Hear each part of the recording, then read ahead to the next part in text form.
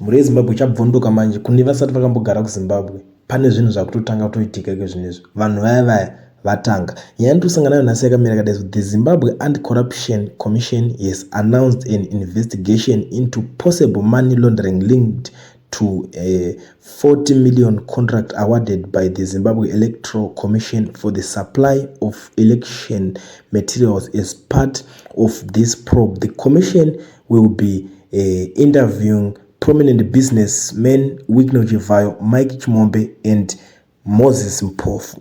The investigation is part of broader efforts to ensure transparent and accountability in government contracts and to root out corruption within the electoral process. The outcome of these interviews and the investigation could have significant implications for those involved and for the integrity of the electoral system in Zimbabwe. Zvakatangwa nemaaudios aya akabudikira achitaurwa nemukomana anotwa Wycliffe Chivayo achibrega about ameno zvavanga vachingoita wakomana wacho. Unozoti manyemwe nenyama zvisiyane pari panyaya dzematendasi ane musoro.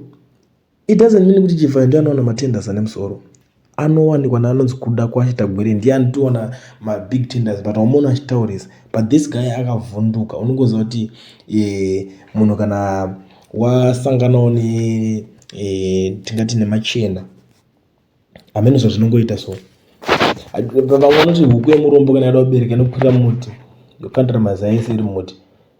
That is the same thing with this guy. Paakuti zvinhu zvake zvauda kutanga kuita akutanga kubuda achirotomoka. Izvo zvinezvi anti-corruption yakati aiwa isusu regedza timboita basa timboona kuti tinobuda neansa yakaita sei. Saka iko zvinezvi Mike Chimombe, Moses Mpofu naChivayo vada kumboongororwa kuti vaone kuti vakazvifambisa sei patenda yakauya kwavari ye40 million. But inini zvangu ndinenge ndine umwe mubvunzo unenge uripo kuti iyi anti-corruption yakuda kutanga kuongorora vanhu ava because of pabuda maaudios. Anti-corruption inonyazoshanda mushe here because Chivayo haana kutanga nhasi zvinhu zvake nemadhita ake. Nguva yese vanga vachimusiya shosho achiita zvinhu zvake nevamwe vake vatisingade kutaura mazita papapo. Havana kutanga kuita zvinhu izvozvo zvinhasi but anomirira kuti nyika yese kana chabvondoka manje nyika yese zvazara kuti vangonzi variko vari kuita basa. Amen. Munoona sei muri Zimbabwe nyaya iyi yatiri kusangana nayo panapa ndo zvimwe zvezvinhu zviri kuitika kuZimbabwe. Kana usati wakambogara kuZimbabwe ndo zvinhu zviri kutoitika kuZimbabwe iko zvinezvi.